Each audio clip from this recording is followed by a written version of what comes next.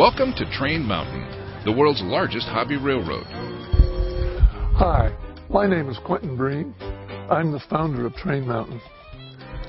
I'd like to welcome you today to watch the safety video we've developed. The purpose of the video is to let you know what the rules are around here, but also so that you can have a good time. Gentlemen, let's do the safety video. Thanks. Operating safety. To maintain a safe environment for all members and guests, please observe the following safety rules of the road.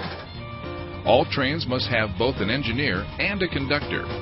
The only exception to this rule is for speeders and similar single-unit equipment that can be safely removed from the track by one person in the event of a breakdown.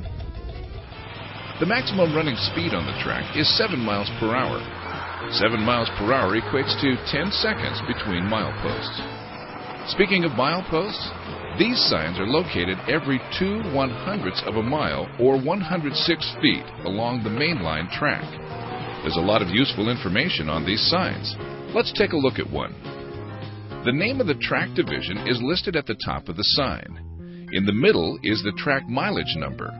Although this number is not continuous around the track, it is a unique number that is not repeated. If you need to call for help, please give your location using this number and the division name. The grade of the track from this milepost to the next milepost is listed at the bottom of the sign. The safety rule that probably prevents more accidents than all others at Train Mountain is the one that protects the back of your train in the event of a derailment or breakdown. The conductor must flag 2 milepost lengths or 210 feet behind any stopped train. If the conductor is needed to help the engineer at the train, he or she must either get one of your passengers to do the flagging or flag until the next train arrives. Then the conductor for that train can then protect the back of both trains, and the conductor of the first train can return to assist the engineer. While underway, a separation of 210 feet or 2 milepost length must be maintained between trains. Sound horns or whistles at all W signs.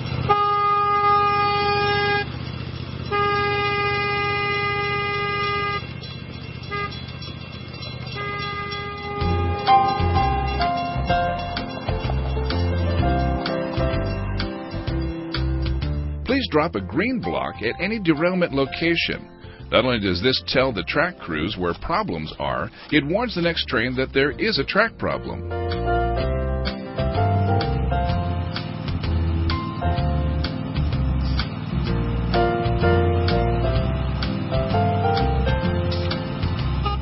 After entering and stopping at any siding, you must realign the switch you used to enter the siding back to the main line.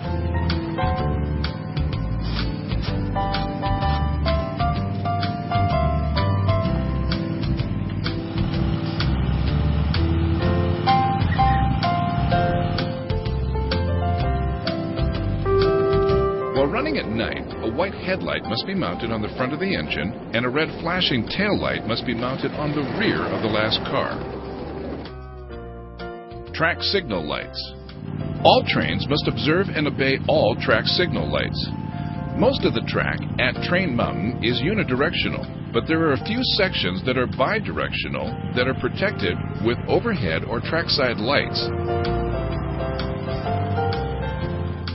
Never proceed through a red light. When you use the bidirectional track at the far north end of Train Mountain, please stop and pick up a handout that explains the signal light system used in that area. The electrical contacts for the lights are located on the tracks just below or adjacent to these lights. Be careful to not cross this point while waiting for a green light. This poor engineer will never get a green light because the front of his engine is already in the next block. Track signal lights will also be encountered at the electrical switch locations and the long tunnel below the back shop yard. Required safety equipment. Shortly after your train leaves the main station, you will arrive at an inspection station manned by one or more of the meet volunteers. The volunteers will check that all trains have the following required safety equipment. The volunteer will check that both the engineer and conductor have the sticker on their badges that indicates that they have viewed this video. All conductors must be equipped with a red flag. Minimum flag size is 12 inches by 12 inches. All trains must have an FRS radio. Please let me see your radio. Okay, thank you. A cell phone is required when operating north of the highway. Radio frequencies and cell phone numbers that are used during meets are posted on the bulletin board in the Hall of Flags. All trains using couplers must be equipped with safety chains or cables. Now, some grades at Train Mountain are more than a mile long. This equipment prevents runaway cars. All steam trains must have a Train Mountain boiler inspection certificate. Spark arresters and ash pans are required on all coal and wood-burning engines. The summer fire danger in Klamath County is always high and often extreme. Train Mountain switches. You will encounter several types of track switches while operating at Train Mountain. Remote electrical switches are located at Grand Junction and at the entrance to Central Station. As you approach Grand Junction, you will see a stand by the side of the track with push buttons. Stop by the stand and press the button for your desired route. Observe the overhead signal and proceed only when you get the required yellow or green light. During heavy traffic times, you will choose your desired route at Central Station by contacting a volunteer by radio. A trackside sign will alert you when you must call for routing. At other times, just follow the same trackside push-button procedure as described previously. Another type of switch that you will encounter at Train Mountain is the manual remote switch. As you approach this type of switch, you will see a stand with a yellow or green ball on the top and a yellow handle just below. If you see a green ball, it means that the switch is aligned for the main line and the yellow for an alternate route or siding. This switch stand operates the points of the switch that is 40 feet beyond the stand. When you stop at one of these stands, if you move the yellow handle to the right, you will turn to the right at the switch. Conversely, if you turn the handle to the left, you will go to the left. There is one place on the track that is a little bit confusing to newcomers. There are two of these manual remote stands located close together just outside the tunnel as you are leaving Douglas Loop. The first stand operates the switch that has the alternate route of the dog walk.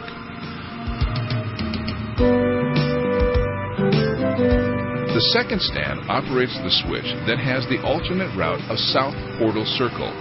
The main line here is straight through and up the outside loop, Rabbit Run.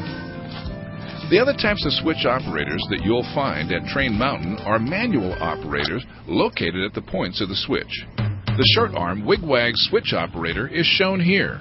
You operate these switches by moving the short arm that is located off to the side of the points. The points of these switches are held in position with a spring. When you move through this type of switch in a direction from frog to points, the points will spring over to allow the wheel flanges to pass. If you back up with one of these switches under your train, there's a possibility that you could split the switch. We see here one of the kick switches you will find at Train Mountain. To change alignment of these switches, simply kick the point over to the desired side. Please do not use a hard kick to realign the points. All it takes is a slight nudge to move the points. While you travel through this type of switch in a direction from frog to points, the points will automatically snap over and realign to your direction of travel. There's no danger of splitting this type of switch when backing up. One final safety point.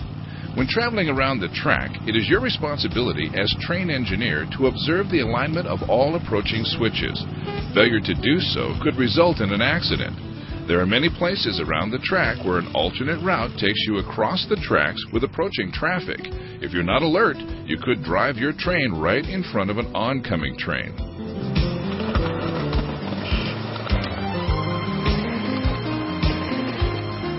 Here's a tip.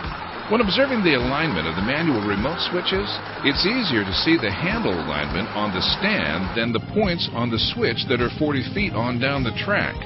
Remember, if the handle is to the right, you are aligned to go to the right.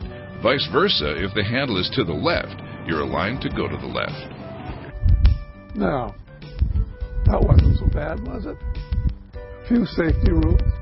find out how all the switches work, and find out what you need to do to have a good time. Now, once we're through with this, one of the people here will give you a little tag to put on your name badge that shows you've had the safety lecture. Oh, and one other thing.